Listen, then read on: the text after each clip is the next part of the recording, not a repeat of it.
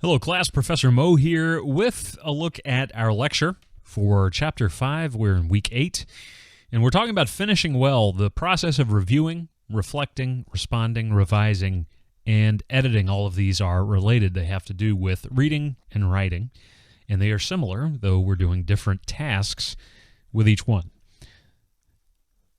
So let's talk about the importance of the process. If you don't finish the reading process by reflecting and responding, you may forget what you have read or have some lingering confusion about it. And this has happened to me many times. I'm sure it's happened to you. You read something, you maybe even read it again, and then you go, I have no idea what I just read for various reasons, right? And so it's very important we finish that reading process by reflecting and responding. The way we do that, we'll talk about, but we talked a little bit about it last week.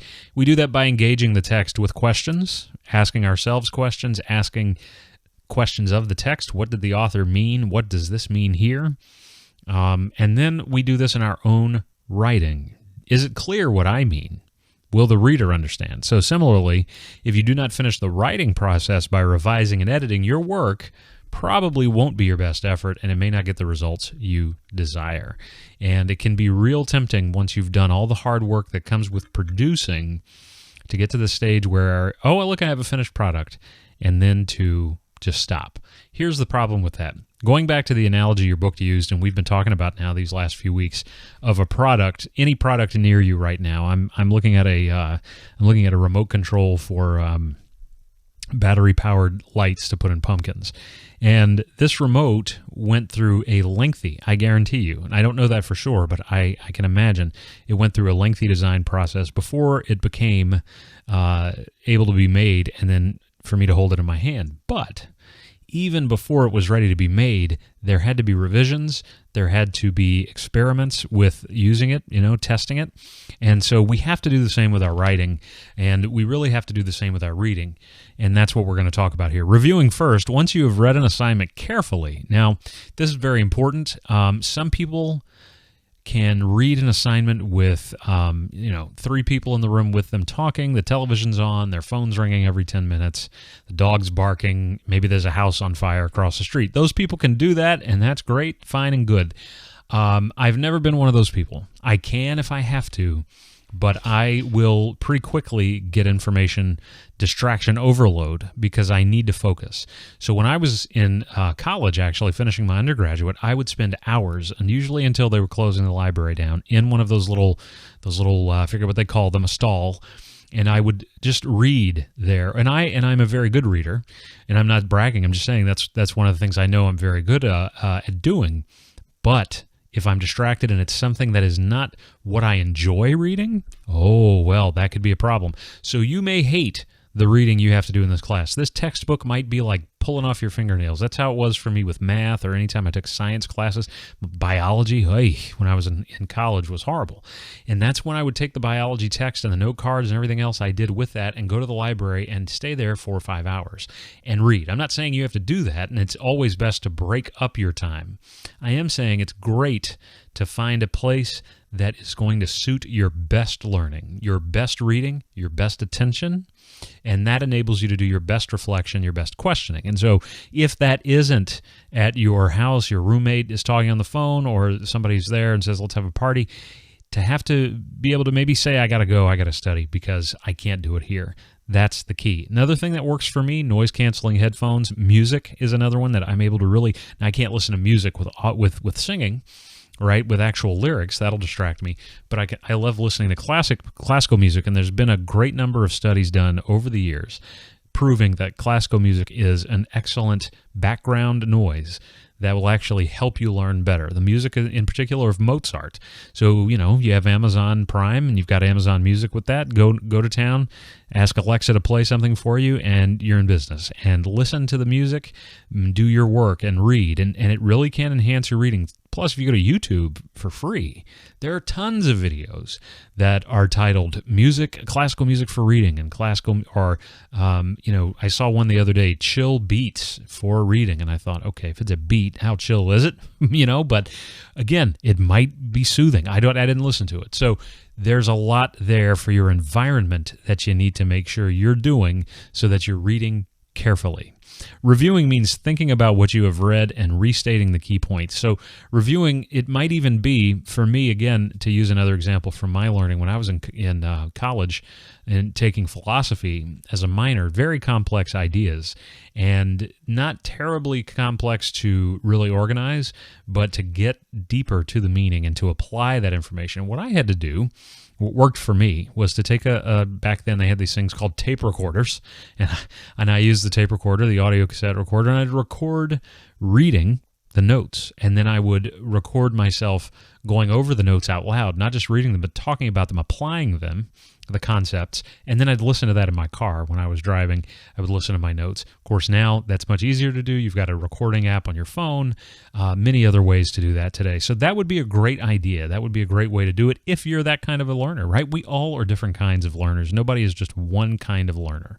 And so review not only means thinking, but it means restating the key points, generally, most effectively, in words that are comfortable with you, because you're not having to then learn a second level of information, i.e. more terms you may not know. So take the information you've read, put it in your own words. That's where annotating comes in. We talked about that last week in the lecture. Take your annotations, your comments, put the stuff in your own words, go over that, and you will be reviewing. Reflecting and responding means telling not only what you've read, but also your own thoughts, experiences, and questions about the material, right? So when you have an assignment this week that requires you to respond, and that's why, because we're talking about responding here, and it's a reading assignment that you're going to have to review. Now, it's a fun, I think, reading assignment. It's Edgar Allan Poe. It's The Black Cat.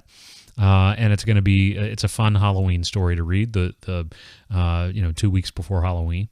But you may not be familiar with the story. You may not like the style of writing, right? You may have a lot of words, phrases that you're not familiar with, and that's where you're going to do a lot of reviewing and a lot of notes. Print out the story. Find a print copy of it. That should be easy to do. I don't provide one for you in the module this week. It's a link to a website, but you can easily find a PDF. Search The Black Cat, Edgar Allan Poe PDF, print one out, and write, and really make it your own, and that is going to help you to really kind of apply, again, make it some kind of a personal context. By the way, those of you that are animal lovers, and as we've gone through the weeks, I've read that here and there from you. You may have a problem with The Black Cat, so just a warning there, a little bit of a warning. Asking review questions. There are 4 questions to ask yourself when you review after you've done the reading. Writing your answers in a notebook or an online journal allows you to organize your work to study and review later. They say an online journal could be a Word doc. Certainly doesn't. You probably don't want it to be something public unless you're sharing that with someone. What is the answer to your guiding question or questions for the reading? Would you state the main point of the reading in a single sentence? Now, that's going to not be the kind of question you want to ask yourself in a fiction setting or example like, say, The Black Cat. But you may want to ask yourself, what is the main desire of the main character or characters? That would usually reveal what the writer's purpose was in writing the story. Do all of the major and minor supporting points you identified connect back to that main point, right? And then what organizational pattern or patterns did the writer use to develop the support? And we can see that probably most clearly in academic writing. We also see it somewhat in fiction, but that's a whole nother animal.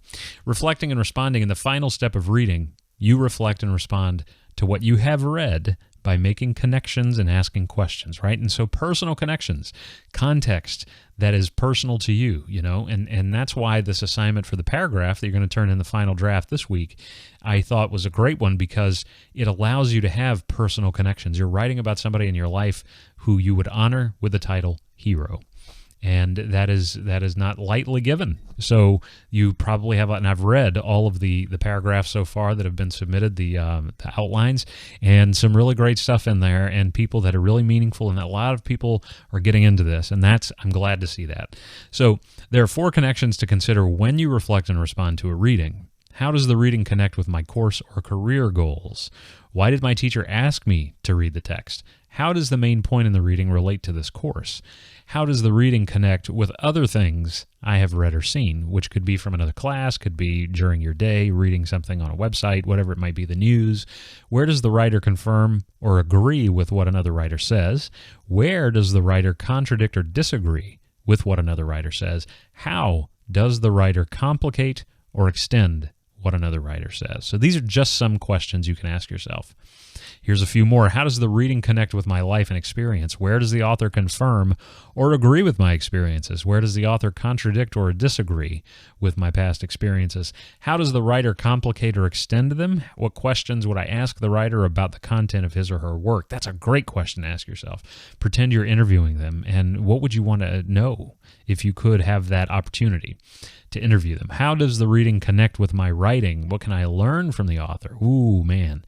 So much to learn from writers, the great writers and the not great ones, right? We can learn what not to do from a writer that's not that great. What style or technique does the writer use that I can try? What words did I learn from the reading? You're going to do that this week with our Edgar Allan Poe story. You're going to do an assignment that requires you to take a number of vocabulary words from the text and define them and apply them by using them in a sentence.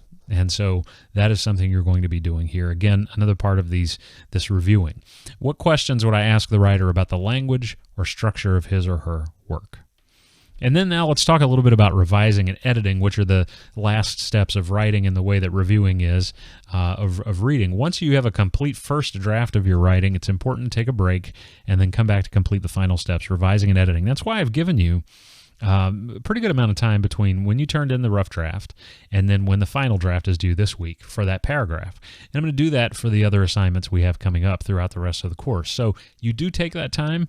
It's a good idea, and I'll tell you as a person who's written a lot of papers, I always finished a draft usually late at night and then forgot about it for 24 hours. Came back to it late the next night, sometimes not until the morning after that next night, and just to get distance from it. You see things so much differently, one, depending on what time of day is best for you. I'm not an afternoon person. And then, so that would not be a time for me to try to do anything really, especially schoolwork or revising a paper. And then two, you also want to have put some space in there because you'll see things differently after you've had certain experiences and a little distance and a little time. Your thoughts have been clustered together, kind of like a traffic jam, and then you're allowing them to kind of disperse and things go back to regularity, and you kind of bring them back again, and you do that by putting some time between the drafts. Revising is a process of making your ideas clearer, stronger, and more convincing by ensuring your writing is unified, well-developed, and coherent. So I read the outlines, and I noticed a lot of people had great ideas, and they had great sentences that were very specific about the people that they considered a hero and their attributes, but they were specific, but they weren't detailed enough. And so you can be specific without being detailed enough. That is possible, right? So you this person worked hard in our childhood to give us everything we needed. Well, how did they work hard? What did they do? What did it mean to work hard? Were there hours involved, and what was their job? And when you say the things you needed, what does that mean? What was it that you needed? Maybe more than anything else that was provided.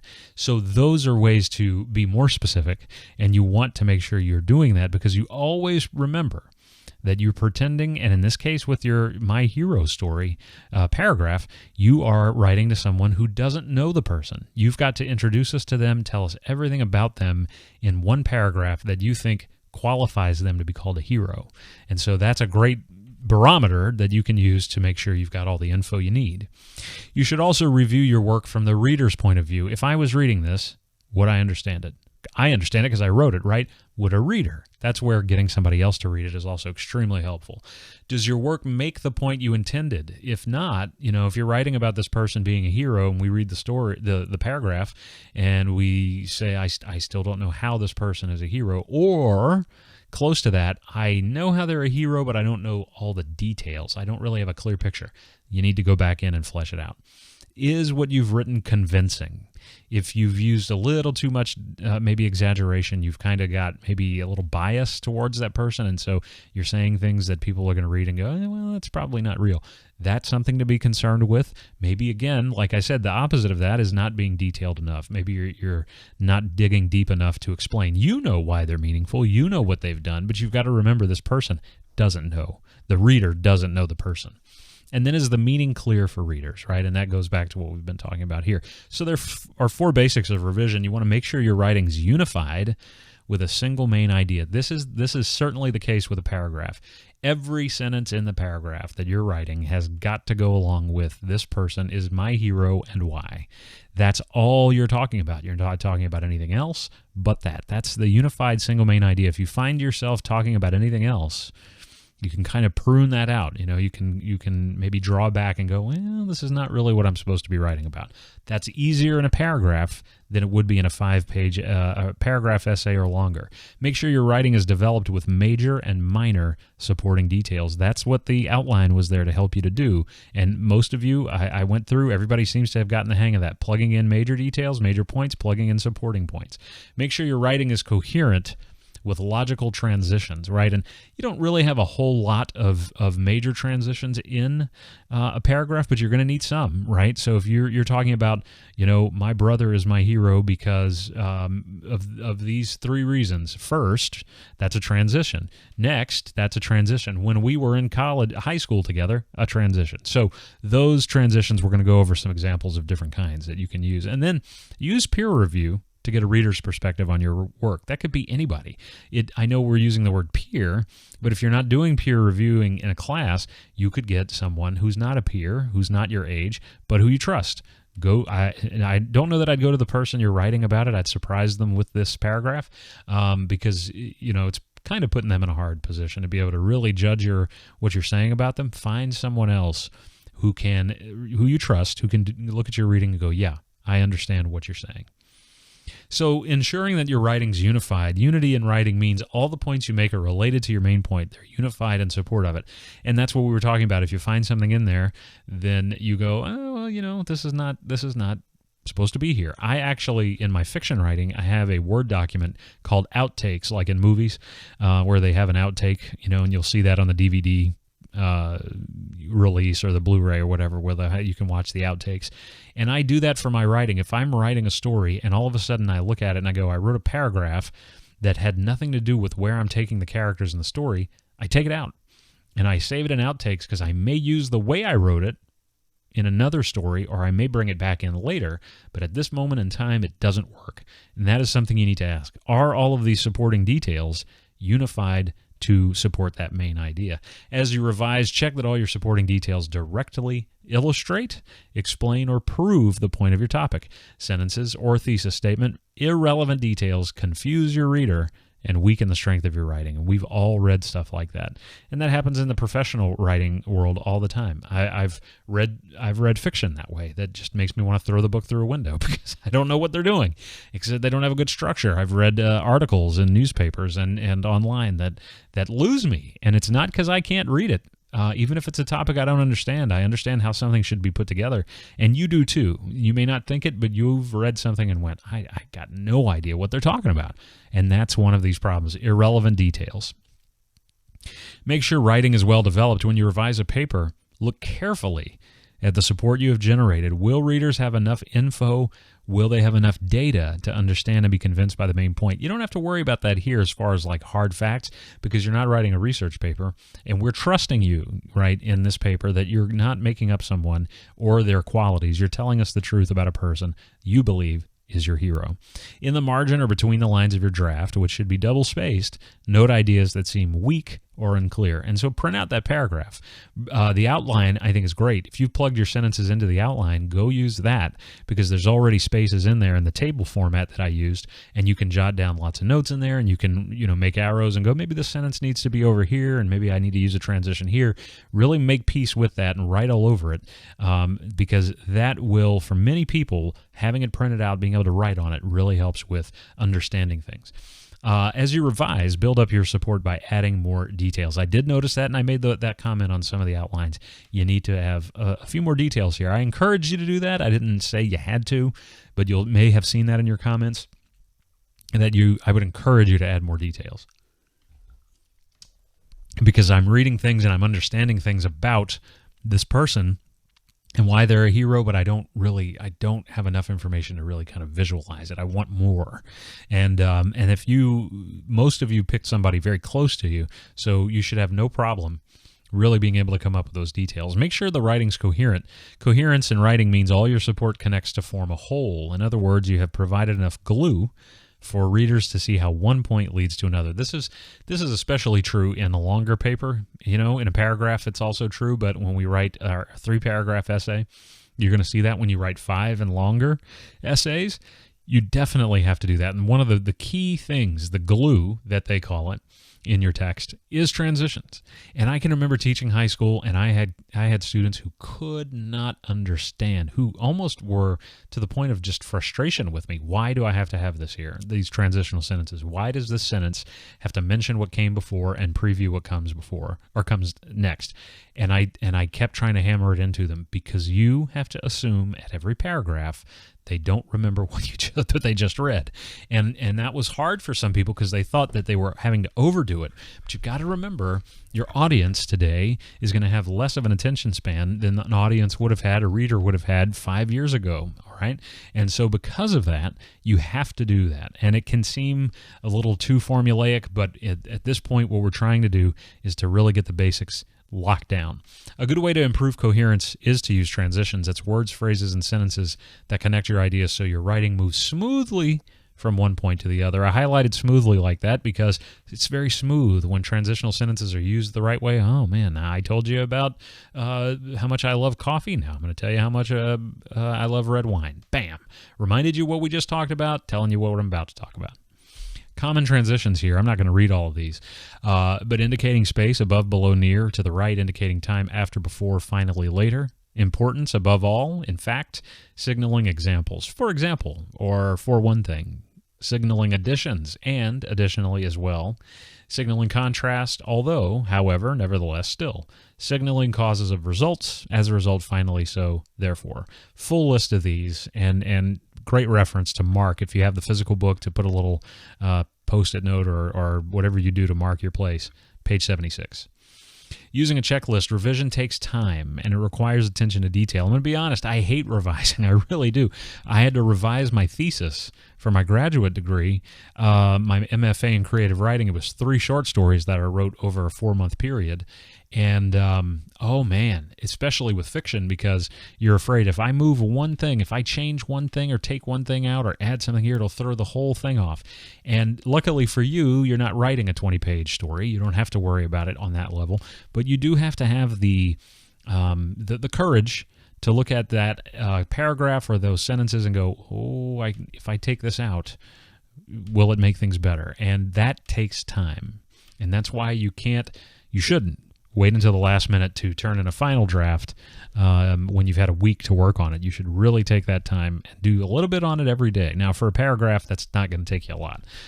Something longer, it would. Use the following checklist to help you focus on the main elements of your writing as you rework ideas, reorganize content, fine-tune your main idea, and ensure that you have provided adequate, relevant, and accurate support. Let's take a look at that. Is my main point clearly stated in a topic sentence or thesis statement? First thing. And we talked about this in the lectures last week, and it's in the outline. Is that first sentence of this paragraph that you're writing clearly stating what I'm going to talk about? The who and the why. And if not, work on that. Can I do anything to make my opening more interesting? Now, here you don't have to worry about that because it's really kind of already interesting. One, it's a paragraph about somebody you consider to be a hero, and so that first sentence is already going to draw us in. Do I have enough support for my main point? Where could I use more details? We talked about that. Is my support relevant, accurate, and sufficient to convince my reader? You know, if you say, my grandmother is my hero because she likes to watch the same TV I do. Well, that seems kind of irrelevant, but it's not, because it's something you share. So you'd want to rewrite that and be a little more detailed and go, we enjoy the same kinds of shows and even watch them together, and then give an example. and of course accurate and sufficient. You got to make sure you have enough there too, even in a paragraph. Make sure you have enough details. Are my ideas logically organized? If you're talking about something like your hero and let's say it's your dad, well, you're not going to talk about stuff you do now as an adult together before you talk about stuff you did as kids. Maybe he took you fishing when you were little, and now you go fishing every Sunday with him, and it's been a tradition your whole life. You would talk about how it started when you were a kid, and then talk about how it continues now. Do I give my reader clues as to where each new point starts? Does one point flow smoothly to the next? Have I used enough transitions? And then what about my conclusion? Does it just fade out? That happens very often. We're tired. We get to the end. We're like, I just want this to be over sometimes. Believe me, I understand. I enjoy writing essays, but I still get to that point. How can I make my point more forcefully? And that's a good way to really come up with something that maybe puts a nice emotional point. What you could do is, if there is a famous quote, or you look up quotes on the internet and there's something that really reminds you of this person you're calling your hero, use it as the last sentence in this paragraph. And that could be a nice way to put a really meaningful end on there that would really stay with the reader. Peer review to get a reader's perspective. When you get your friends or classmates to give you feedback, you're using peer review. Your instructor may give you time in class for peer review. You may exchange papers with a partner or in a small group. You may also take turns reading your work out loud, which I know a lot of people hate the idea of. Peer review tips. It works best when you keep the following ideas in mind. Feedback is given in a positive way. It is specific. It is given in writing or orally. It focuses on the reader's experience, his or her questions, feelings, and responses to the writing. And when I was working in Canvas, like you are, on my graduate degree, my master's degree, in creative writing, we probably a good 60% of what we did every week was message boards, and that's where we did peer review, and that's where we did workshops for short stories, and got into the nitty of the gritty of why did you use this word, and it was never negative. I was amazed at how encouraging people were and positive, and how they would really get into your story and really wanted to help you, and that's the goal. So when we do peer review, it's going to be, how can I help this person? They're in the same boat I am, and even if I like writing, they may not, or I may hate writing and they might like it. How can I help them? How can they maybe help me? That's where we need to come from when we're doing peer review. The reading process in peer review, in other words, good peer review requires someone who goes through all 4 steps of the reading process. They preview it. They read it and maybe make comments, reading as they go. They review, and then they reflect and respond. So improving your reading skills makes you both a better peer reviewer and a more effective writer. So when you're doing peer review, you're doing workshopping, whatever it may be, you're going to find that those are the things you're doing, the reading process. And then there was an extra slide in here. Questions for peer reviewers. And these are just a few that you may see when we get to that stage. What is the main point of this paragraph or essay? Are there places where you need more information in order to understand the main point? And so all of these questions, I'm not going to get into all of them, but these really do help the writer. And so as the reviewer, you're looking at it. It's not like a review for a movie or a restaurant or on Amazon where you're tearing something to pieces. It's, here's some stuff that I'm asking you that will help you to be better, your product, your finished writing to be better, and for you to succeed. And that's what these questions here do. And I love some of these in particular. Which part of the paper is most effective to you? You've got to really be able to say, yeah, this piece of my writing is good and it works. And you also have to be able to say, yeah, this one, man, doesn't work, and that's okay. How can I improve it? Final tips for revising your writing. To revise effectively, focus on meaning to find and solve problems with ideas, support, organization, unity, and coherence. So these are a couple of strategies that help with that. Pause for thought. Wait at least a few hours, if not a couple of days, before starting to revise. Like I recommended earlier, it may not be the case. You may not have the time because of your schedule and other classes and what have you, and that's fine. But I would at least put a few hours, maybe 2 or 3. Listen to your draft. You can do this by reading it aloud, recording yourself, as I mentioned earlier that I used to do, or having a friend read the draft aloud to you. Parts that are difficult to follow when reading aloud may need to be revised. Annotate, make notes in your draft about things to change based on your listening and critical reading. What I did with my writing, especially for my thesis stories, I printed them out, and they're 20 pages each. And I, right before I had to turn in my thesis, the week before, I went on kind of a retreat, and I went to this place that's kind of got, the woods, and I was able to go out there and printed it out, and I had a pen, and I just wrote and highlighted and circled and underlined and drew arrows and made notes all over that thing, so that when I was ready to go back to the revising on the computer, I had all that. I was armed with it. All I had to do was make the revisions. And so that is something that's great. That's annotation. And you do it with your own work just as much as you do it with someone else's work. Use peer feedback, get comments or suggestions from a tutor, a friend, or a classmate, and then use a checklist. Use a revision checklist to evaluate your revision process. And here is one that we would use in this situation. Is my topic sentence or thesis statement confident? Is my main point clear? Are my ideas detailed and specific and organized logically? Do my ideas flow smoothly from one to the next? Does this paragraph or essay fulfill the original assignment? Great question, and you want to ask yourself that. I think everybody I've read for your outlines, that is the case, but it's always a good question to ask. Am I really doing what I'm being asked to do? Am I ready to turn in this paragraph or essay for a grade? If the answer is no or there's hesitance, trust that. And then, is this paragraph or essay the best I can do? And that is a hard question. Sometimes we're tired, and we've got so much going on. You're like, I don't want to do the best, but you do. You do. Remind yourself that you're not in here to waste time. You're here to succeed and to get better and to learn, and that's what you got to tell yourself. And man, then you push through and you do it. Editing and revising. Editing is finding and correcting mistakes in grammar, word usage, punctuation, and capitalization. So not really as much about ideas, right? It's word level, while revising is idea or meaning level. So we call that line reading. And editing, when we're talking about fiction, we have different types of things that we're looking for. So proofreading is looking for the errors in grammar or speech, and then line edit or a line edit is going to be, what are the ideas? What do I not understand? What's unclear?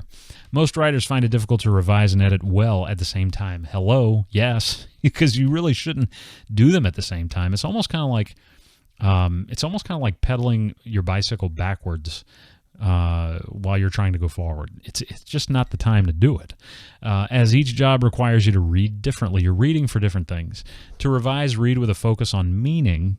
To find and solve problems with ideas. To edit, read with a focus on words. To find and solve problems with things like grammar, spelling, and mechanics.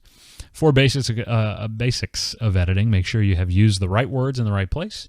That's where that dictionary I encourage you to get comes in. Make sure you use a variety of sentence structures and rhythms. And I found in my writing, and everybody does, and you will too, I fell into a lot of different structures. And, as I explained earlier, and I said that like 6 times, well, you need to go in and you have diversity of structure, right? So that the person doesn't go, you'll notice that with people when they talk. I've noticed this lately. A lot of people use it. It's a crutch, just like, it happens in writing. We all use it in conversation, right? People keep saying, right? Yeah, right? Or, like. My oldest daughter is a teenager. She uses like more than I think she uses any other word. And it is just a crutch. We use it to fill a space when we're not so confident, we don't know what to say next or write next. And so that is a way to challenge ourselves. Make sure you avoid the 4 most serious errors: fragments, run-on subject-verb agreement, and verb tense mistakes. We covered all that at the beginning of the class, and all that is back there, your book, and all the stuff we've done as a reference. Check your work for spelling, punctuation, and capitalization. And yes, you do have a spell checker. It does help with some of that. Don't trust it, though. Don't let it be your only source of correction. That's it for editing and revising. So you're going to be turning in that final draft this week, so be sure you apply all this information. And I didn't take everything from the text. There are some great examples in there, so go check those out. Let me know if you have any questions, and good luck writing.